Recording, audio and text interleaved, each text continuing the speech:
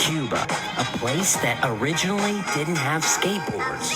One simple act of kindness, one skateboard to one kid changed his life and then changed the culture of Cuba forever.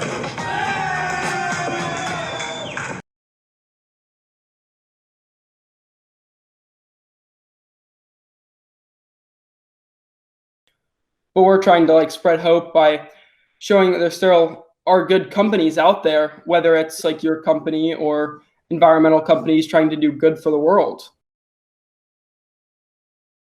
I was really happy when you approached me because part of what we do is a lot of awareness.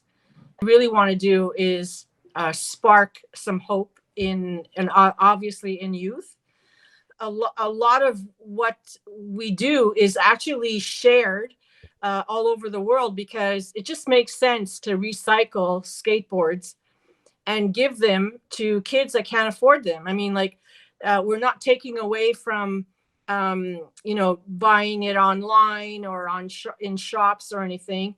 In fact, what we're doing is we're building skateboarding communities in underdeveloped countries or areas where there would never be any skateboarding. So, and I've been doing it for almost 15 years now. Is there an interesting story you can tell us that you have experienced while working for Skateboarders for Hope?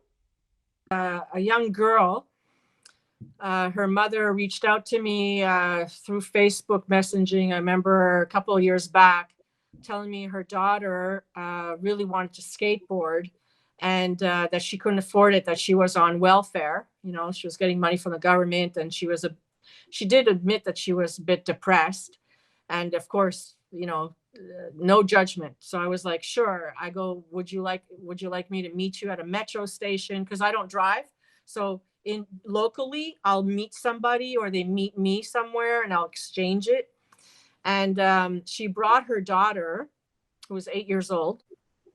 And the thing is that her daughter was, this is really sad, was actually just got over chemo. And she had no hair. And the mother didn't tell me at first. So I was in shock.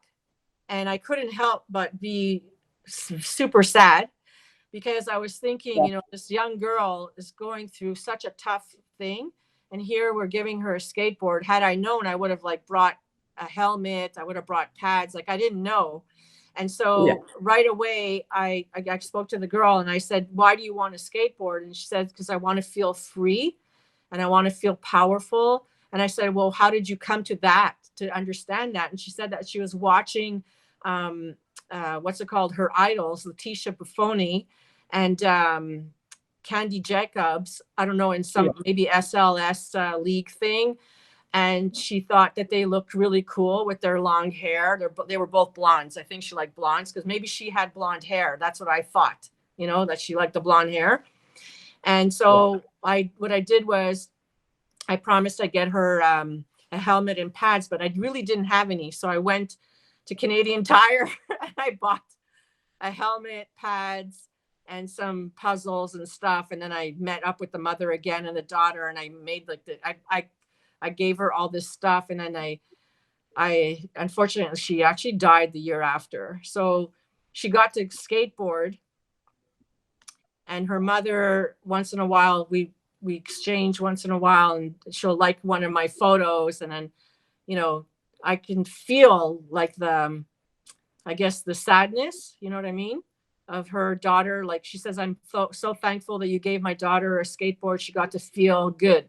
So that's kind of sad. Sometimes you help people and you don't know where it's going to take them. A lot of the times we only see a lot of people, a lot of kids, who have access to skateboarding, skate parks and skate coaches and all that. But there's a lot of kids out there who are hungry, who need attention, and skateboarding is their way to feel good.